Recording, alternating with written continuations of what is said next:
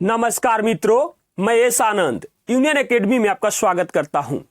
हम लोग पीछे बिहार सिविल कोर्ट क्लर्क परीक्षा के लिए भी मैथमेटिक्स सेक्शन को सोल्व कर रहे थे, जिसमें हम लोग मैथमेटिक्स सेक्शन से 10 प्रश्नों को सोल्व कर रहे थे।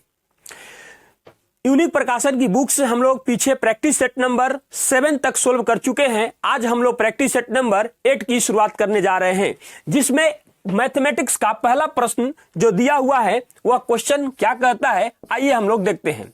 तो पहला प्रश्न कहता है कि x रुपया की एक धनराशि को a, b और c के बीच इस प्रकार विभाजित किया जाता है कि a और b के हिस्सों का अनुपात 3:5 है तथा b और c के हिस्सों का अनुपात 4:7 है।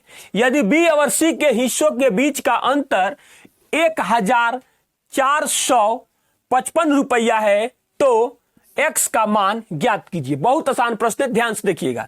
कई तरीके हैं इसको बनाने के लिए, मैं बार बार बताता हूं। a अनुपात b का मान हम लोग को दिया हुआ है, कितना दिया हुआ है, यह है 3:5। उसके बाद दिया हुआ है b अनुपात c का मान दिया हुआ है हम लोग को 4:7 दिया हुआ है।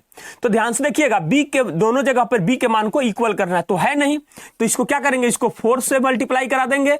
इसको कितना से मल्टीप्लाई करेंगे, 5 से मल्टीप्लाई कराएंगे तो कितना हो जाएगा, 4 3 12। उसके बाद कितना हो जाएगा, 4 5 20। उसके बाद कितना हो जाएगा, फिर 4 5 20। उसके बाद हो जाएगा 7 5 35। इसका मतलब हम लोग के सामने आ जाएगा, इसका रिजल्ट अगर निकालेंगे तो a, b और c तो कितना आएगा अनुपात में, 12:20:35। अब बढ़ते हैं आगे, क्या कहता है, यदि b और c के हिस्सों के बीच का अंतर, यानी इन दोनों में कितना का अंतर अनुपात में, तो अंतर है इसमें अनुपात 15 बराबर कितना 1455 रुपया का अंतर है। अब समझिएगा, तो हमसे क्या पूछा गया है कि x का मान ज्ञात कीजिए। x का मान का मतलब हुआ इन तीनों का योग, तो क्या हो जाएगा, अनुपात कितना हो जाएगा, जोड़ लीजिए इसको, तो 30 20 50 50 10 60 और 7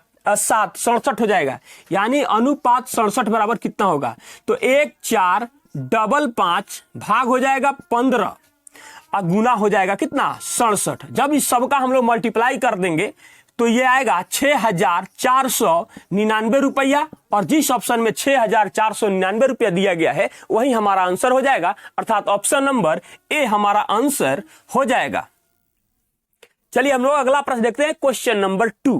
क्वेश्चन नंबर 2 में जो दिया गया है यह सिंप्लीफिकेशन का क्वेश्चन है, और यह इसमें बोर्ड मास का नियम जो लगता है वही प्रश्न है। कहता है कि 5 भाग फिर बड़ा कोष्ठ 6 गुना 2 प्लस 3 गुना 7 भाग 5 का 3 कोष्ठ बंद का मान ज्ञात कीजिए, और ऑप्शन हमारे सामने दिया हुआ है। अब ध्यान से देखिएगा इस क्वेश्चन को कैसे सोल्व करेंगे।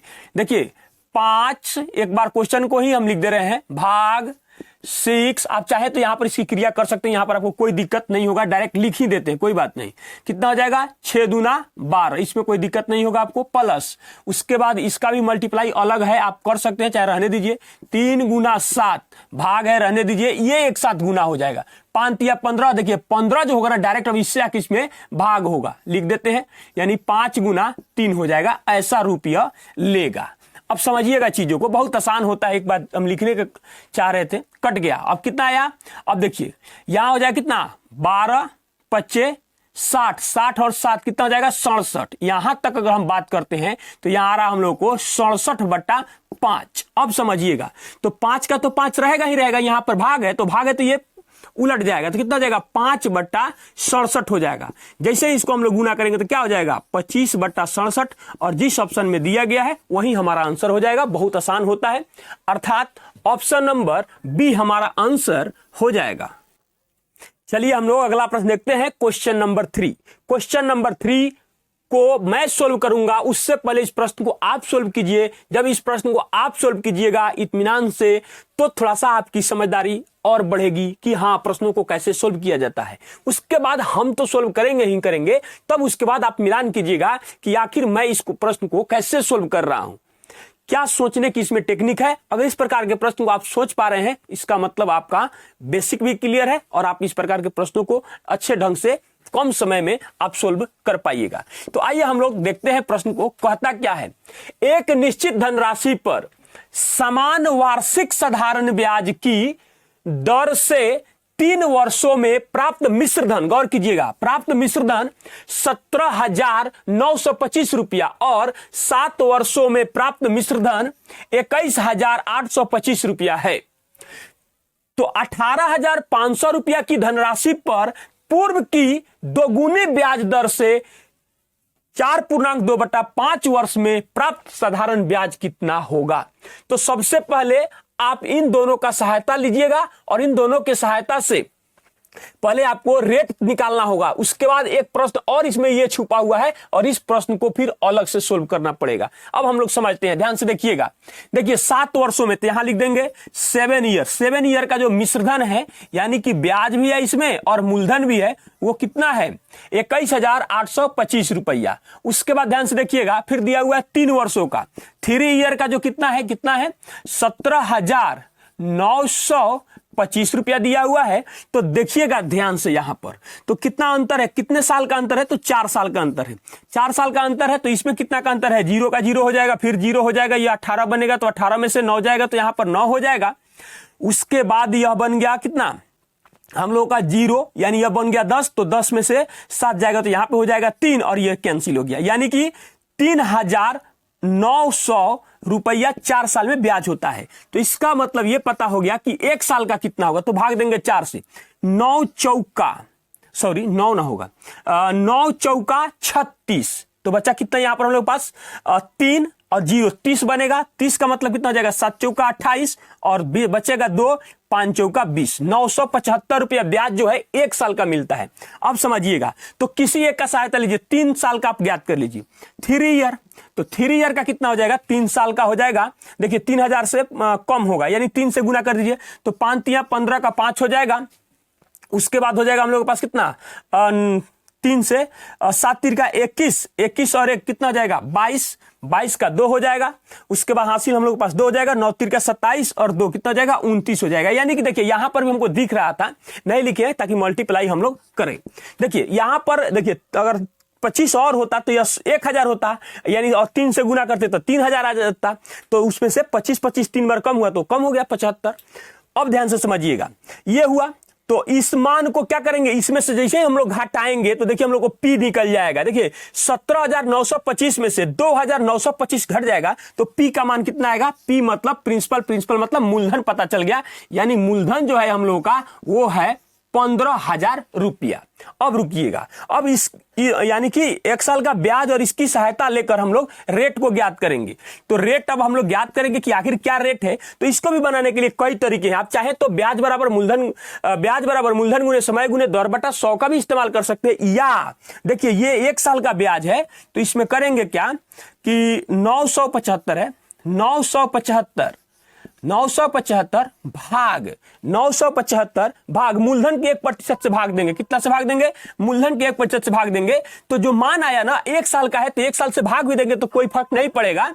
तो ये हो जाएगा कितना, मूलधन का 1% से भाग देंगे तो इसका रेट पता चल जाएगा। तो इसमें जैसे ही देखिए भाग देंगे तो 15 से भाग दीजिए, 15 छक 90, 15 छक 90 और 15 पचे 75, यानी कि देखिए यह आएगा 6.5%। ये रेट हमको पता चल गया। अब ध्यान से देखिएगा, अब यहां से जो एक प्रश्न हम लोग को दिया गया है इस प्रश्न को हम लोग अलग से सोल्व करेंगे।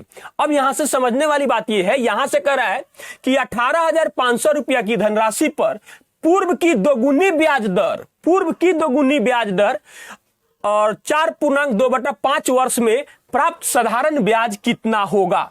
तो ध्यान से देखिएगा, ब्याज बराबर हम लोग तो जानते ही हैं कि ब्याज बराबर, और भी तरीके हैं, ब्याज बराबर मूलधन गुने समय कितना है 4 × 5 = 20 और 2 कितना हो जाएगा 22/22 22 ब्याज बराबर मूलधन गुने समय गुने दर। तो दर कितना है देखिए, इसका दुगुना होना चाहिए, तो कितना हो जाएगा 13 और बट्टा हो जाएगा कितना, यहां पर तो अभी 4 पचे 20 और 2 22, 22/5 आ रहा है, और यहां पर हो जाएगा हम लोगों का 100। तो इस 100 से तो ये कैंसिल हो गया। उसके बाद अगर यहां से ध्यान दीजिएगा तो ये कटेगा कितना, 5 तिया 15, उसके बाद कटेगा 3 35, 7 पचे 35। अब इस जब सबको आप मल्टीप्लाई कीजिएगा तो जानते हैं कितना आएगा, 10,582 रुपया ब्याज आएगा। अब जिस ऑप्शन में देखिए, इसमें 2 प्रश्न छुपा हुआ है, इसीलिए हम बोले थे आपको कि आप पहले आप खुद से सोल्व कीजिएगा। तो जिस ऑप्शन में 10,582 रुपया दिया गया है वही हमारा आंसर हो जाएगा, अर्थात ऑप्शन नंबर सी हमारा आंसर हो जाएगा। चलिए हम लोग अगला प्रश्न देखते हैं, क्वेश्चन नंबर 4। क्वेश्चन नंबर 4 यह मेंसुरेशन का प्रश्न दिया गया है, ध्यान से पढ़ते हैं प्रश्न क्या कहता है। क्वेश्चन कहता है कि 6 cm ऊंचाई और 6 cm आधार के व्यास वाले किसी ठोस लंब वृत्तीय बेलन में ड्रिल करके एक शंक्वाकार छिद्र किया जाता है। शंकु की ऊंचाई और आधार का व्यास बेलन की ऊंचाई और आधार के व्यास के बराबर है। शेष ठोस का संपूर्ण पृष्ठीय क्षेत्रफल कितना है। बहुत आसान क्वेश्चन है, ध्यान से समझिएगा। मान लीजिए हम लोगों के पास एक दिया हुआ है, एक लंब वृत्तीय बेलन है। क्या है, लंब वृत्तीय बेलन है, इसमें ड्रिल किया जा रहा है। ड्रिल किया जा रहा है का मतलब हुआ कि, और ड्रिल करके इसमें क्या किया जा रहा है, एक शंकु बनाया जा रहा है, इसके अंदर एक शंक्वाकार छिद्र कर दिया जा रहा है, शंक्वाकार छिद्र किया जा रहा है, यानी कि ऐसा रूप ले रहा है। इसके अंदर इधर से ये पूरा इसको छिद्र करके और ये इस प्रकार का इसके अंदर बनाया जा रहा है, इसलिए हमने इसको चीज को दिखाया। अब देखिएगा ध्यान से, 6 cm ऊंचा है, ये इसकी ऊंचाई कितनी है, यहां से यहां तक शंकु का ऊंचाई, शंकु बोल रहे हैं सॉरी, बेलन का तो कितना है, एच का मान हमको 6 दिया हुआ है। एक चीज और है, ये हमने जो बोला शंकु का भी वो सही बोला, इसलिए क्योंकि यहां बोला है कि शंकु की ऊंचाई और आधार का व्यास बेलन की ऊंचाई और शंकु के व्यास के बराबर है। दोनों क्या है, बराबर है। इसकी भी ऊंचाई जो हो जाएगी हम लोग के पास, वह एच का जो मान होगा कितना हो जाएगा, एच का मान होगा जो 6 होगा, 6 cm है। ध्यान से देखिएगा। उसके बाद देखिए व्यास का मान दिया हुआ है 16 cm, तो ये आर का मान कितना हो जाएगा, 8 हो जाएगा। त्रिज्या इसकी भी त्रिज्या कितनी हो जाएगी, 8 cm हो जाएगी। अब समझिएगा ध्यान से यहां पर, अब यहां से देखिएगा, अब हम लोग आगे बढ़ते हैं तो ये पता चल गया। उसके बाद क्या कर रहा है, शेष ठोस का संपूर्ण पृष्ठीय क्षेत्रफल कितना है। अब ध्यान से देखिएगा, तो यहां पर लिख दे रहे हैं हम लोग, शेष ठोस का संपूर्ण पृष्ठीय क्षेत्रफल इक्वल टू। अब ध्यान से देखिएगा, ये जो लकड़ी है इसका क्षेत्रफल हमसे पूछ रहा है। तो देखिए इधर से पूरा जो, मान लीजिए ये हमारे पास बेलन है, तो बेलन के वक्र पृष्ठ का क्षेत्रफल क्या होता है, इसका क्षेत्रफल होता है 2πr/h होता है। अब प्लस एक साइड से यहां जब शंक्वाकार छिद्र किया गया है तो यहां पर जो जितनी इसकी त्रिज्या है उतना को तो काट के इस साइड का जो वृत्त था हमारा उसको काट दिया, यानी कि यहां पर काट के इस यहां पर छिद्र बना दिया। तो यहां पर तो कुछ संपूर्ण क्षेत्रफल बचा ही नहीं, उसको तो काट दिया गया। वो एक बचा ऊपर यहां वाला, ये बच रहा है, तो ये बच रहा है तो क्या हो जाएगा, πr² हो जाएगा प्लस। अब ध्यान से देखिएगा, जब इसके अंदर छिद्र किया जा रहा है यानी कि ऐसा रूप ले रहा है, ऐसा देखिएगा ध्यान से, ऐसा, तो इसका यानी कि शंक्वाकार का ये जो वक्र पृष्ठ होता है इसका क्षेत्रफल क्या होता है, तो ये होता है πr/l होता है। अब ध्यान से देखिएगा, तो एक चीज इस यहां पर देखिए, यहां पर ट्रिपलेट बन रहा है, यह एल कहलाता है, तिर्यक ऊंचाई होता है, तो तिर्यक ऊंचाई होता है, यहां 90 डिग्री का कोण बनता है, समकोण है। ट्रिपलेट इसका क्या होता है, 6, 8 का 10 का होता है, तो इसमें तो कुछ ज्यादा हमको निकालने की जरूरत ही नहीं है।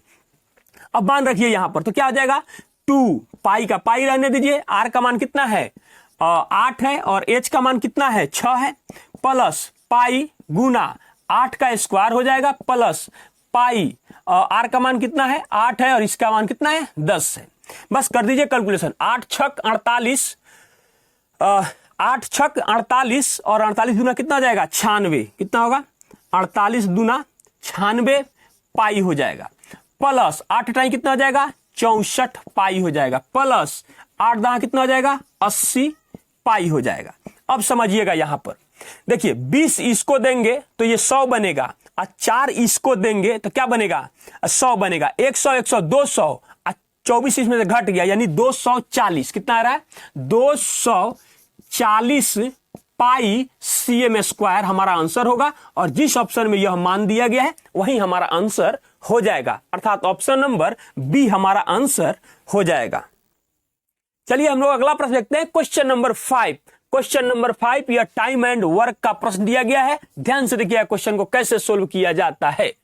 P किसी कार्य का 1/3 भाग 6 दिन में पूरा कर सकता है और Q उसी कार्य के 1/4 भाग को 9 दिनों में पूरा कर सकता है। यदि दोनों एक साथ कार्य करते हैं और उन्हें कुल मिलाकर 210 रुपया का अग्रिम भुगतान किया जाता है तो Q को कितने रुपये मिलेंगे। बहुत आसान क्वेश्चन है, ध्यान से देखिएगा।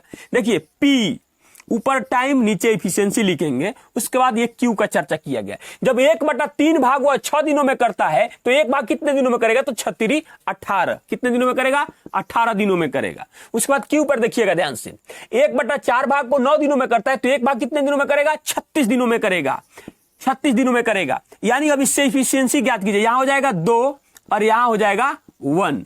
अब ध्यान से देखिएगा जब दोनों साथ मिलकर काम कर रहा है, जो जितना दिन में काम खत्म होगा उतना दिन दोनों साथ काम कर रहा है, तो मात्र उनके इफिशियंसी के आधार पर उनकी मजदूरी की बंटवारा कर सकते हैं। क्यों? क्योंकि मान लीजिए 10 दिन वो क्यू काम करेगा, 10 दिन पी काम करेगा, तो दोनों में तो 10-10 कॉमन हो जाएगा। तो इनके सिर्फ क्षमता के आधार पर ही इसकी मजदूरी का बंटवारा हो जाएगा। तो 2 और कितना जाएगा 3, यानी कि अनुपात 3 बराबर कितना रुपया 210 रुपया। तो अनुपात 1 पहले ज्ञात कर लीजिए, अनुपात 1 पता हो या प्रतिशत में 1% पता हो तो हम लोग कुछ भी ज्ञात कर सकते हैं। तो अनुपात 1 बराबर कितना आ जाएगा 70 रुपया।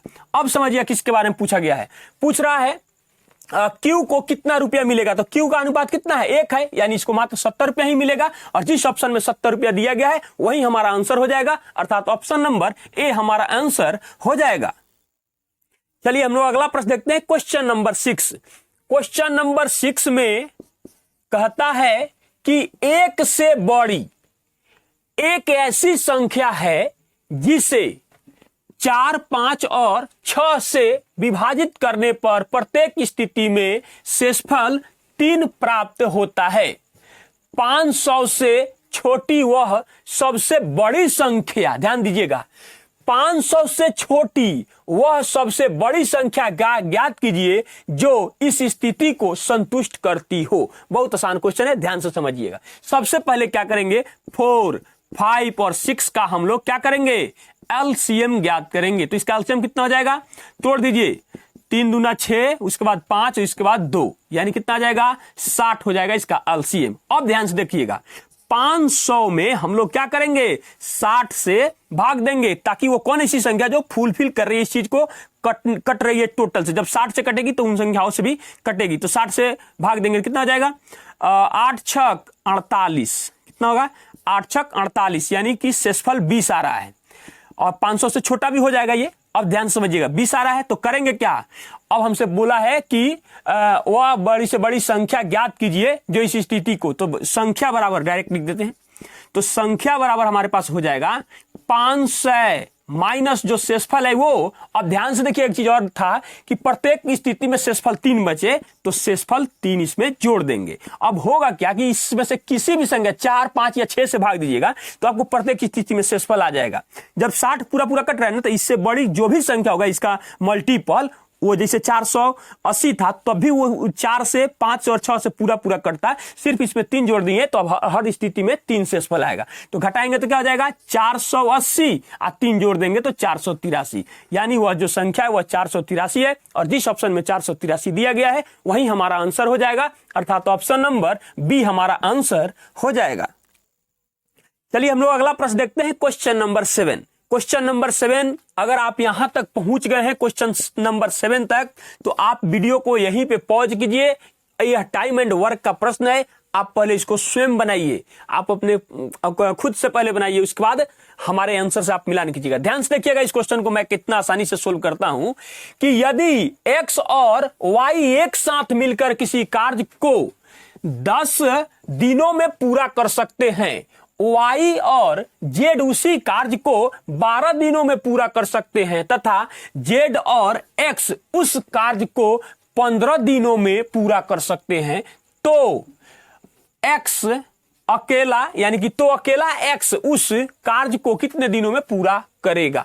ध्यान से देखिएगा, क्वेश्चन बहुत आसान है। सबसे पहले दिया हुआ है X और Y मिल के काम को कितने दिनों में करते हैं, 10 दिनों में करते हैं। ऊपर हमेशा टाइम, नीचे मैं इफिशियंसी लिखता हूं। उसके बाद ध्यान से देखिएगा, Y और Z जो है वो कितने दिनों में करते हैं, 12 दिनों में करते हैं। उसके बाद किसके बारे में दिया गया है, Z और X के बारे में दिया गया है, वह जो है कितने दिनों में करता है, तो 15 दिनों में करता है। अब ध्यान से देखिएगा इसकी इफिशियंसी कितना हो जाएगा। देखिए 6 दहा के 60, 12 25 60, उसके बाद कितना हो जाएगा, 15 चौका 60 हो गया।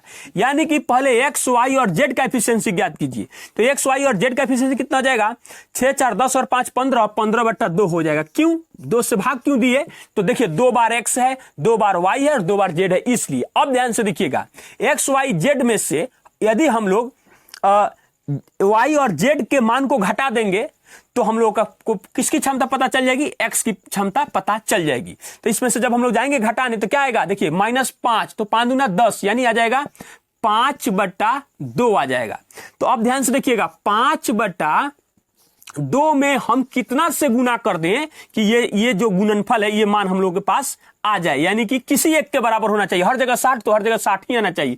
15 गुना 4 हो जाए तो 15 3 से कट गया, तो 3 चौका 12 और 12 दूना 24। Y का मान कितना आ जाएगा, 24 दिन। कितना दिन हो जाएगा, 24 दिन। यहां हम लोग क्या रख देंगे, 24 दिन। यानी जिस ऑप्शन में 24 दिन दिया गया है वही हमारा आंसर हो जाएगा, अर्थात ऑप्शन नंबर डी हमारा आंसर हो जाएगा। चलिए हम लोग अगला प्रश्न देखते हैं, क्वेश्चन नंबर 8। क्वेश्चन नंबर 8 में यह बोट एंड स्ट्रीम का प्रश्न दिया गया है। प्रश्न कहता है कि एक व्यक्ति एक नौका को धारा की दिशा में 9 किलोमीटर प्रति घंटा की चाल से और धारा की विपरीत दिशा में 7 किलोमीटर प्रति घंटा की चाल से चला सकता है। धारा की चाल ज्ञात करें। बहुत आसान प्रश्न है, ध्यान से समझिएगा, ध्यान से देखिएगा। मान लीजिए यह आपके पास एक नदी है और नदी जो है इसकी धारा जो है इस साइड से बह रही है, ऐसे जा रही है, इस तरीके से बह रही है, ये इधर से बह रही है ऐसे। तो ध्यान से समझिएगा, एक नाव है और यह, तो मान लीजिए कि नाव का जो चाल है वो x किलोमीटर प्रति घंटा है और धारा की जो चाल है वो y किलोमीटर प्रति घंटा है। तो जब हम धारा की चाल में, जब इसके धारा की दिशा में जा रही है तो इसका चाल जो है कितना है, x + y बराबर 9 किलोमीटर प्रति घंटा। तो सिर्फ 9 ही लिख रहे हैं। अब ध्यान से समझिएगा, इक्वेशन 1 तैयार हो गया। अब ध्यान समझिएगा, अब जो नाव इधर से जा रही थी, अब नाव इधर से जा रही है और धारा इधर से, यानी एक दूसरे के विपरीत हो रही है। तो इसमें क्या होता है कि चाल रुकावट पैदा करती है, विरोध पैदा करती है, तो घटता है। तो ये कितना हो जाएगा, x + y, x प्लस नहीं, x - y, x - y बराबर कितना आ जाएगा, 7 किलोमीटर प्रति घंटा। इक्वेशन दूसरा हो जाएगा। अब इसके सहायता लेकर हमने धारा की दिशा को y माना है तो y का मान ज्ञात करेंगे। तो क्या करेंगे, माइनस प्लस माइनस कर देंगे। तो देखिए यह एक दूसरे से कैंसिल हो गया और एक जुट कितना हो जाएगा, 2y = 2, यानी y का मान हो जाएगा, कट जाएगा। कितना कटेगा, 1 किलोमीटर प्रति घंटा। और जिस ऑप्शन में 1 किलोमीटर प्रति घंटा दिया गया है वही हमारा आंसर हो जाएगा, अर्थात ऑप्शन नंबर ए हमारा आंसर हो जाएगा। चलिए हम लोग अगला प्रश्न देखते हैं, क्वेश्चन नंबर 9। क्वेश्चन नंबर 9 में कहता है कि 16 cm गुना 12 cm गुना 9 cm भुजाओं वाले धातु के एक स्लैब को पिघलाकर घन के आकार में ढाला जाता है। घन का पृष्ठीय क्षेत्रफल ज्ञात करें। तो घन का पृष्ठीय क्षेत्रफल ज्ञात करने के लिए सबसे पहले हमको उसकी भुजा पता होनी चाहिए। क्या होता है, 6 गुने भुजा स्क्वायर, तो भुजा तो पता होना चाहिए। तो सबसे पहले हम लोग इसका सहायता लेंगे और भुजा ज्ञात करेंगे। तो भुजा ज्ञात करने के लिए क्या करेंगे, ध्यान से देखिएगा, यह एक घनाभ है और एक घनाभ है और उस यानी कि जो धातु है इसका आयतन घन के आयतन के बराबर होगा। तो क्या करेंगे, घन का आयतन कितना होता है, भुजा Q, और ये जो मान है 16 गुना 12 गुना 9 हो जाएगा। a बराबर क्या हो जाएगा, इसका हम लोग घनमूल ज्ञात कर लेंगे। तो घनमूल ज्ञात करने के लिए इसको तोड़ दीजिए, 4 गुना 4, इसको भी तोड़ दीजिए, हो जाएगा 4, उसके बाद 3, उसके बाद 9 जो है वो टूट जाएगा 3 बार और इसका घनमूल हो जाएगा। तो a का मान हम लोग के पास कितना आ जाएगा, 4 गुना 3 यानी कि 12 cm। ये क्या आ गया, भुजा आ गया घन का। किसका, घन का। तो क्या बोला है, घन का पृष्ठीय क्षेत्रफल, और घन का पृष्ठीय क्षेत्रफल बराबर होता है 6 गुने भुजा स्क्वायर। तो हम यहां पर लिख देते हैं घन का पृष्ठीय क्षेत्रफल बराबर 6 गुना भुजा स्क्वायर। तो क्या हो जाएगा, 6 गुना, देखिए 12 का स्क्वायर, और 12 का स्क्वायर का अर्थ कितना होगा, 6 गुने 144 गुना, तो कितना हो जाएगा 6 चौका 24 का 4, उसके बाद कितना हो जाएगा 24 और 2 26 हो जाएगा। उसके बाद कितना हो जाएगा 6 और 2 8, 864 cm स्क्वायर हो जाएगा। और जिस ऑप्शन में 864 cm स्क्वायर दिया गया है वही हमारा आंसर हो जाएगा, अर्थात ऑप्शन नंबर बी हमारा आंसर हो जाएगा। चलिए हम लोग अगला प्रश्न देखते हैं, क्वेश्चन नंबर 10 या क्वेश्चन नंबर 10। क्वेश्चन नंबर 10 में जो दिया गया है यह फिर से एक सिंप्लीफिकेशन का क्वेश्चन दिया गया है, और बहुत ही आसानी से ध्यान से देखिएगा कैसे स्टेप बाय स्टेप इसको सोल्व किया जाता है, लेकिन पूरे स्टेप को हम लोग लिखते भी नहीं है। अब ध्यान से देखिएगा, यहीं से शुरू कर सोल्व भी कर देते हैं। देखिए यहां से जैसे ही इसको हम लोग भाग देंगे, क्योंकि हम लोग जानते हैं कि सबसे पहले भाग की क्रिया होती है यहां पर, तो क्या हो जाएगा 2 होगा, और 2 में इससे गुना कर देंगे तो क्या आ जाएगा, फाइनल इसका टोटल रिजल्ट आएगा 5 दूना 10। अब यहीं पे बने रहिए। सबसे पहले हम लोग इस छोटे वाले कोष्ठ का क्रिया करेंगे। तो छोटे वाले कोष्ठ का क्रिया करेंगे तो क्या आएगा हमारे पास, 17 में से 12 घट जाएगा तो 5, और उसके बाद का की क्रिया करेंगे, का मतलब गुना, तो कितना हो जाएगा 4 पच्चे 20 हो जाएगा। अब रुक जाइए यहां पर, और यह कितना हो जाएगा 7 चौका 28 हो जाएगा। अब बताइए यहां पर 52 है तो 20 माइनस में होगा, 20 माइनस होगा और 28 में से घटेगा तो 8 न बचेगा, 8 यहां बचेगा और 52 यहां है, तो कितना हो जाएगा 60 हो जाएगा। और टोटल में भाग है किससे, 10 से, नहीं भी लिखते तो हो जाता, जैसे ही भाग देंगे कितना आएगा 6 आएगा, और जिस ऑप्शन में 6 दिया गया है वही हमारा आंसर हो जाएगा, अर्थात ऑप्शन नंबर सी हमारा आंसर हो जाएगा। सेशन कैसा लगा कमेंट के माध्यम से आप अपनी राय जरूर दीजिएगा। आज के लिए बस इतना ही, मिलते हैं एक और 72 क्लास में, तब तक के लिए धन्यवाद।